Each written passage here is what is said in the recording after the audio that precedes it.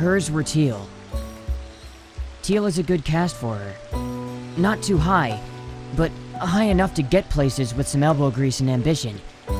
She had both in spades. But mine were red. Bright fucking red. Completely off spectrum. Hunter society isn't exactly kind to people who are different. I wouldn't be able to go anywhere without being harassed. I could be beaten, exiled, even killed for fuck's sake, and Estrada wouldn't bat an eyelash. I tried keeping it from her as long as I could, telling her that I didn't know what was wrong, that I must have been a late bloomer or something. I tore them out.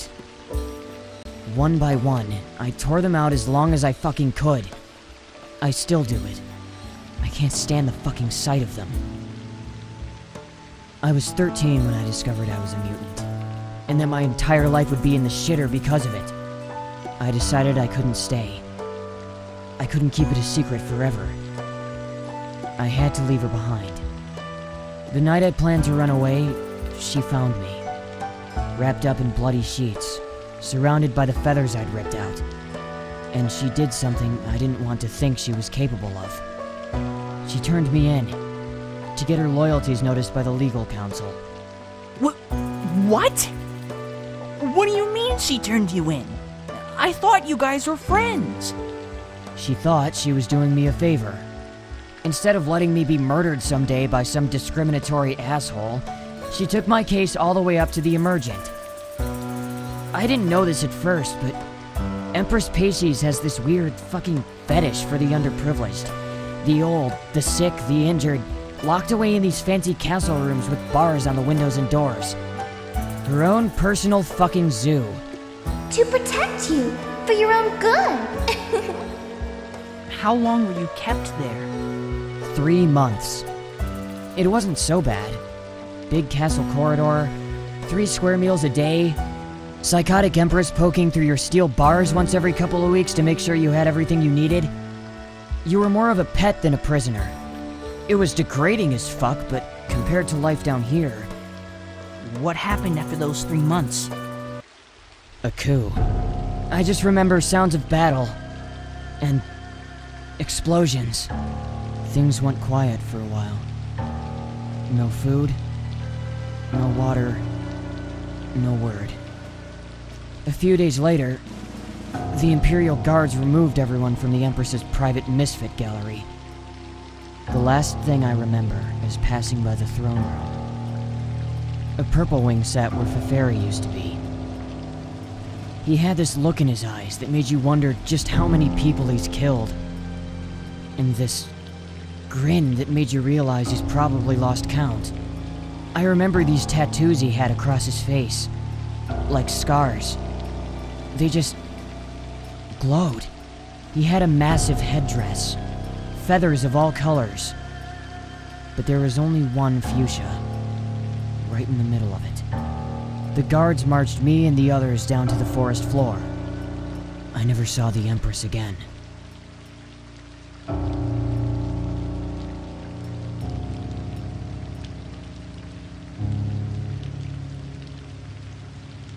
It was 3 years before I found the killing grounds here, stinking with mounds of old skeletons and rotting corpses. The fresher ones were hung by Terezi's rope. I know her noose as well. I took it upon myself to give them all a proper graveyard. Threscutioners are present at the time of the Legislacerator's judgment. They take ceremonial sickles, specially colored with traditional stripes, and cut the noose once the accused is dead. It turns out we both reached our childhood dreams, just in opposite directions. She's up there as Chief Legislacerator, and I'm down here, cleaning up the remainders of her judgment. I haven't forgotten what she's done to me, and I'm keeping myself alive on the chance I find the opportunity to remind her. If it means dodging 1,000 sweeps, I will find her again. Turns out, you and I, John, we're not so different after all. We're both nobodies who had to grow into the role of being completely fucking useless.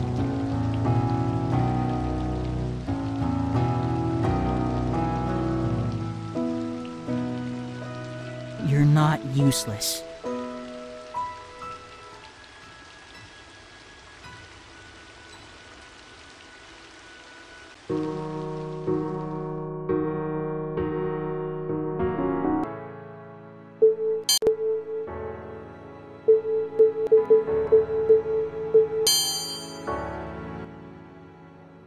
floor is empty. A breeze skims the spaces, keeping the trees apart, grazing the hollows of abandoned nests. Lifeless fields framed by gnawed roots and spotted with patches of reburied dirt. A familiar note is produced. It's the one desolation plays to keep its instrument in tune. KARKAT Vantus has a feeling it's going to be a long day.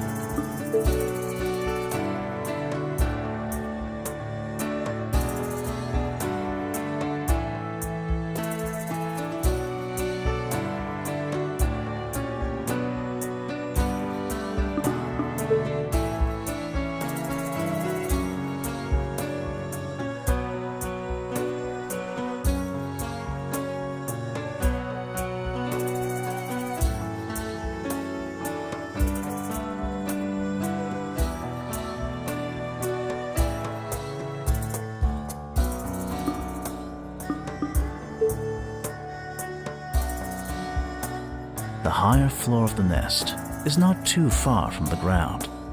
A narrow crook leads into the second-story hollow of the petrified tree, a small space just large enough to comfortably stand in. Stuck to the splintering walls are hand-drawn images of every person KARKAT has ever buried, pinned with flight feathers of every corpse that found its way into his care.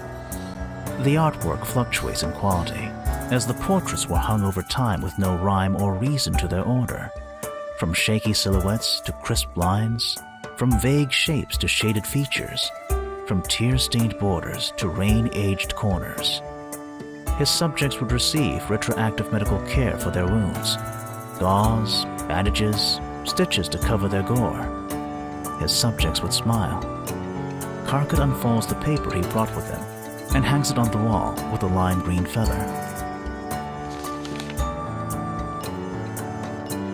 He prides himself on this secret place. He will remember them, if no one else will.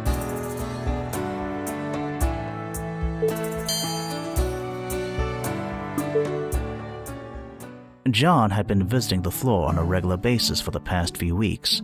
He always brought food and water, and spent the majority of his time teaching KARKAT the science behind flight, which, contrary to KARKAT's beliefs, wasn't as simple as flap your wings and go.